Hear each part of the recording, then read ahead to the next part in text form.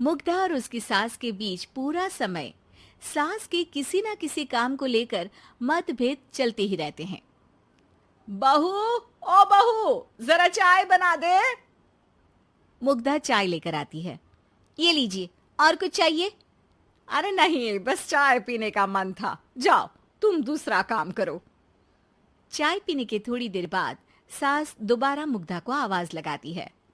अरे बहू रे, आओ बहू, जरा हलवा तो बना दे, मीठा खाने को मन हो रहा है। इसी तरह मुग्धा की सास पूरा समय कोई ना कोई काम बताकर उसे रसोई से बाहर तक निकलने नहीं देती। कभी चाय, कभी हलवा, कभी पानी तो कभी दूध, हर समय खाने को चाहिए और उसके लिए अपने हाथ पैर बिल्कुल नहीं हिलाने। परेशान किया हुआ है इन्होंने। सास की जबरदस्ती परेशान करने की आदतों से दुखी मुग्धा एक शाम सचिन के साथ अपने कमरे में बैठी हुई बात कर रही होती है। सुनो जी, मम्मी जी की ये जानबूझकर मुझे परेशान करने की फरमाइशों से मैं बहुत फ्रस्ट्रेट हो चुकी हूँ। पूरे दिन में एक सेकंड का आराम नहीं मिलता। रसोई से बाहर कदम रखती नहीं कि बहू ये बना दे, बहुरी वो बना दे। अरे इनकी फरमाइशें चलती ही रहती है। अरे मुग्धा, माँ खाने की शौकीन है, पर उम्र हो चली है, खुद खाना नहीं बना सकती, इसलिए तुमसे बोलती है। अरे तो शौक भी उम्र देख कर रखने चाहिए ना। समझ में नहीं आता, हर समय फेविकॉल का जोड़ लगाए सोफे से चिपके बैठी रहती है। इतना सब डाइजेस्ट कैसे हो जाता है उन्हें? अरे तुम मेरी माँ से इतनी नफरत कैसे कर सकती हो?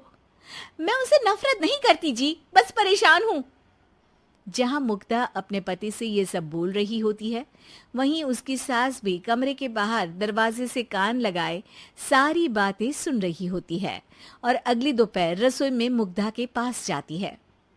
बहू, आज ना मेरा कुछ मसालेदार खाने का मन है। तो चाय बना दूं? मुझे बहुत पसंद है।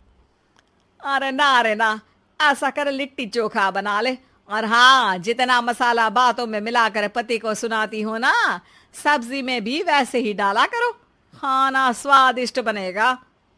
सास की बात सुनकर मुग्धा हैरान रह जाती है।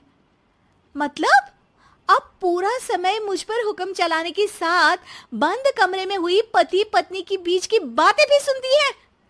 अरे बात जब मेरी थी तो सुनने में क्या दिक्कत है? ये कहकर सास वहां से चली जाती है। अरे अब तो हद पार हो गई। इस तरह से तो ये मेरा जीना मुश्किल कर देंगी। मुग्धा सास की हरकतों से परेशान उसका हल सोचने लगती है और इसी तरह कुछ दिन बीत जाते हैं, जिसमें सास का जन्मदिन आता है। मुग्धा बहुत खुशी के साथ अपनी सास को एंड्रॉइड मोबाइल गिफ्ट करती है। मम्मी, आपको सबसे बात करने के लिए बहुत दिक्कत होती है ना? कभी सचिन तो कभी मुझे बोलना पड़ता है, पर इस मोबाइल से आपको कोई दिक्कत नहीं होगी। एक जगह बैठे बैठे बहुत कुछ कर सकती हैं अब आप। मोबाइल देख सासू माँ खुश हो जाती है, पर उसे इस्तेमाल करना तो आता नहीं, इसलिए साइड में रख देती है। जिसे देख मुग्धा घर का सारा काम छोड़ मोबाइल सेट कर सास को इस्तेमाल करना सिखाने लगती है, जिसके बाद अब सास पूरा समय मोबाइल में ही लगी रहती है। हाय, जब से मम्मी को मोबाइल मिला है मेरी लाइफ में कितनी शांति आई है। अच्छा है, इसी तरह बिजी रहे तो मैं भी सुकून की जिंदगी जी पाऊंगी। अब मुग्धा जब मन करे काम करना, जैसा चाहे वैसा खाना बनाकर खाना, पूरा समय रिलैक्स और खुश रहने लगती है। क्या बात है, आजकल तुम बहुत चहक रही हो। अरे मम्मी जी से छुटकारा जो मिला है, अब ना फरमाइशें ना छुप छुप कर बातें सुनना। अच्छा, तो मोबाइल गिफ्ट करने की ये स्कीम थी। इसी तरह दिन बीतते हैं और अब मोबाइल पर लगी सास फरमाइशों की जगह सवालों के लिए बहू को आवाजें लगाना शुरू कर देती है। अरे बहू सुन तो, देख जरा किसी का फोन क्यों नहीं मिल रहा? रिचार्ज खत्म हो गया है, पर अभी 4 दिन पहले ही तो मैंने किया था। इतनी जल्दी कैसे खत्म हो गया? अरे मैंने कल तेरी कनाडा वाली मौसी सास से 3 घंटे बात की थी ना। क्या? इतना महंगा तो मोबाइल भी नहीं आया जितना महंगा इसका रिचार्ज पड़ रहा है। इसके बाद तो जैसे मुग्धा के दिन के 24 घंटे में से 20 घंटे सास के पास उनके मोबाइल रिलेटेड प्रॉब्लम सॉल्व करने की ड्यूटी ही बन जाती है। अरे मुग्धा, ये मोबाइल में अचानक तेरी मौसी सास की शक्ल क्यों दिखने लगी? और ये तो हिल भी रही है। मम्मी, ये गूगल डुओ का वीडियो कॉल है। इसमें आप बात करने के साथ एक दूसरे की शक्ल भी देख सकती हो। अच्छा, ये तूने मुझे पहले क्यों नहीं बताया? अब बताने के लिए पहले नहीं बताया। इसी बीच सचिन भी वहां आ जाता है और सास अपनी वीडियो कॉल में बिजी हो जाती है। क्यों, सास बहू में क्या गपशप चल रही है?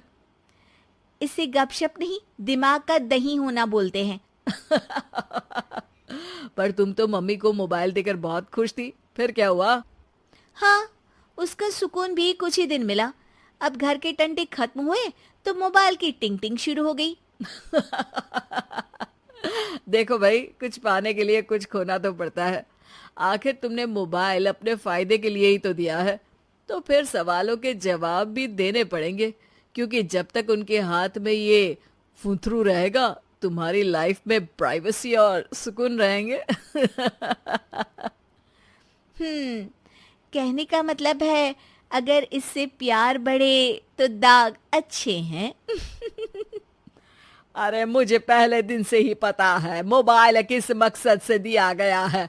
भूलो मत, इससे पहले मैं बातें ही सुनती थी। सास की ये बात सुनकर मुग्धा शॉक में और सचिन हंसता रह जाता है।